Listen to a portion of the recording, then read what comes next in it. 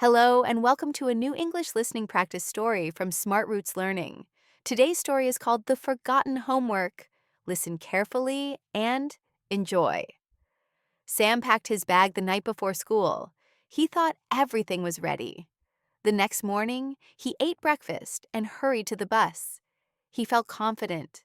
At school, the teacher said, "Please hand in your homework." Sam opened his bag. His chest tightened. The homework was not there. He had left it on the kitchen table at home. Sam felt worried and a little embarrassed. He whispered to his friend Mia, "I forgot my homework." Mia smiled and said, "Don't worry. I'll lend you my notes." Sam quickly copied and tried his best in the lesson. After class, he explained to the teacher. The teacher nodded kindly and said, "It's okay. Bring it tomorrow." Sam felt grateful to Mia and promised to be more careful next time. Thank you for listening to The Forgotten Homework. We hope you enjoyed the story and practiced your English listening skills.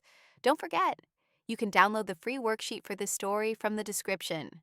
See you in the next listening practice.